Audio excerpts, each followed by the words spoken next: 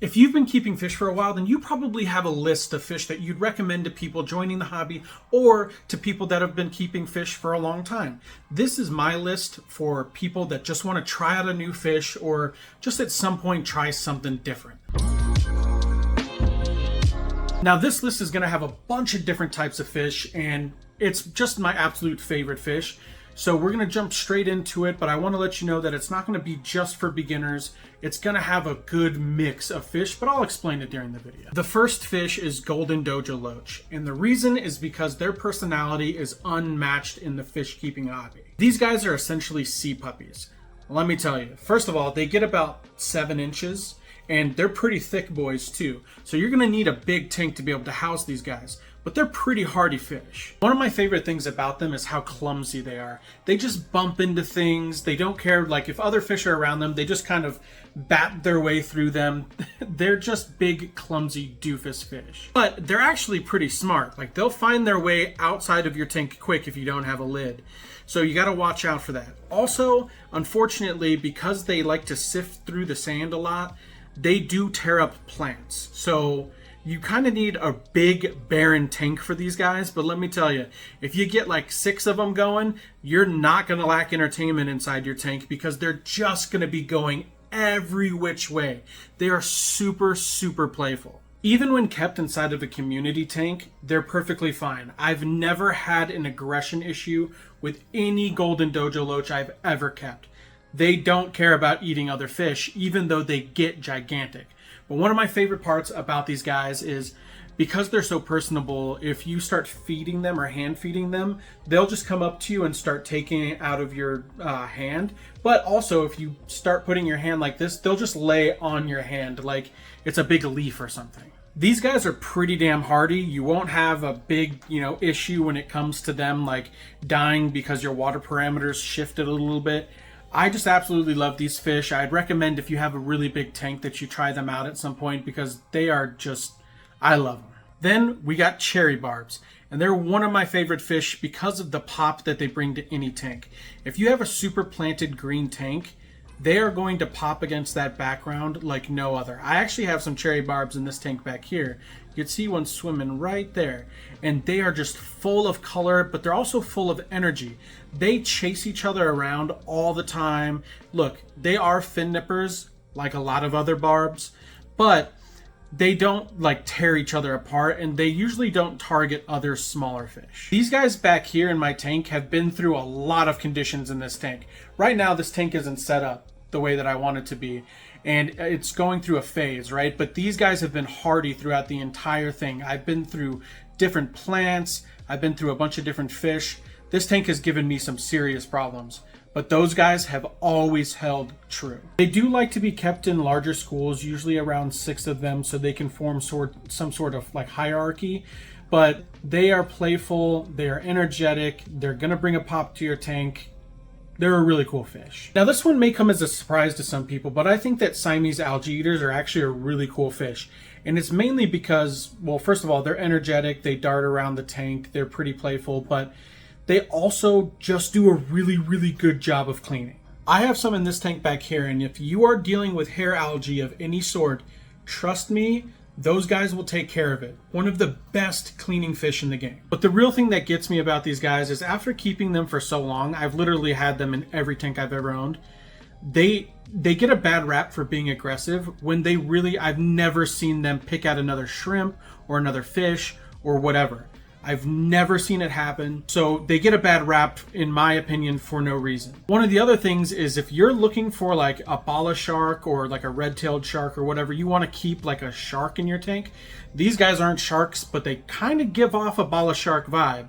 So if you want, you can pick these guys up and you don't get as aggressive of a fish that you would with a shark. They also dart all over the tank, and I think that that's one of the coolest things. Like if you get a pair of them, they will chase each other around the whole tank, and they're not actually nipping. I've never seen their fins nipped before, ever. And they happen to be one of those fish that like to just like lay on wood and just sleep in the middle of the day, so it's kind of fun to like walk in and you just see this guy lounging, just hanging out. Did I mention that they're extremely hardy? If I didn't, well, that's the last thing I'll say before moving on to the next. Now, you've probably seen this next fish a million times on a lot of different lists, on especially nano tanks.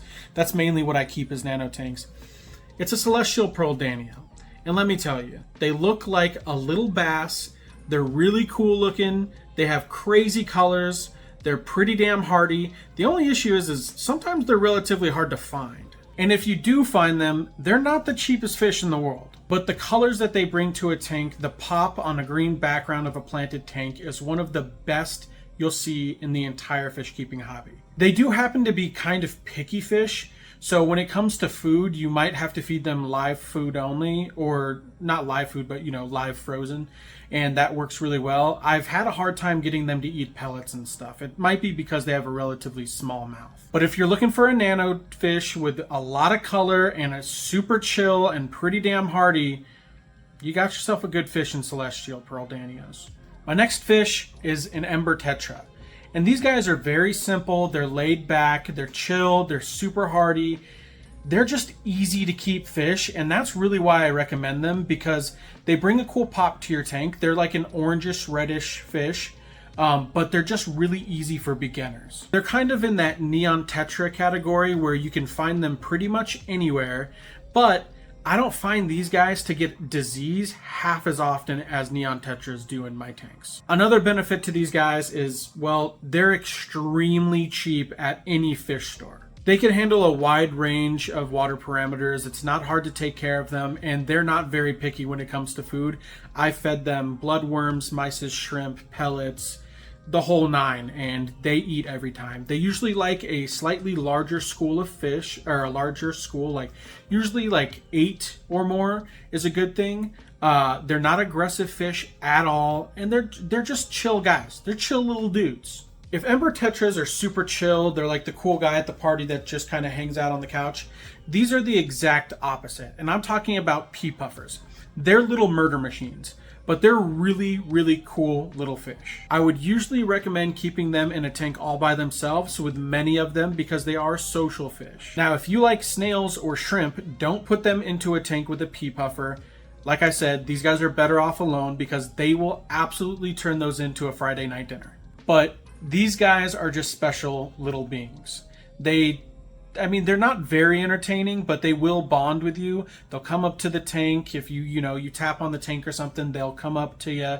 They'll interact with you a little bit. You might feel a little bit more of a bond with them than a lot of other fish. They're not terribly hard to take care of. They're a little bit harder than your normal beginner fish, but they do require a special diet because, well, they're picky little murder machines. I absolutely love these guys. You should try them out at one point in your fish keeping hobby, career, or whatever the hell you call it, but they are one of the coolest fish around, along with other puffers that are also freshwater or saltwater. Puffers are just cool in general, just because they're just interesting fish. Now, I have a few extra ones that I'm throwing on here. These aren't really on my list, but for beginners, these would be some good options, would be guppies or mollies or platies. I love all of these fish. They're very easy to breed. If you don't want to have a tank full of fish, just keep males or just keep females because you're gonna end up with a tank full of fry. But each of these fish come in a million different colors. They're really versatile. They're extremely hardy. For mollies and platies, they eat algae like no other. Those little guys are fat, and it's because they eat a ton of hair algae. Trust me on that. But this whole group is just a great group of fish because they're not picky. They're very beginner friendly. They are bred pretty poorly because they're one of the easiest fish to breed, but you can get some really cool colors out of them. They're one of the most beginner friendly fish I could think of. Also, shrimp, and just shrimp in general. Just neocardinia, cardinia, whatever you want to keep. Shrimp in general is just always a good option, especially for a beginner if you go the neocardinia route, because you could get like a 5-gallon tank and let them go wild in it. And shrimp are some of the most entertaining fish or just sea life that you can own because they're just always doing something. They're either using their little pickers for something, or they're like, making a crazy movement across, or they're just kind of floating, or they're, hooked onto a floating plant and hanging out. They're just cool little fish, and well, yeah, and rant on shrimp. I hope you liked the first video. Please subscribe, like, follow, all the good stuff. Do whatever you got to do.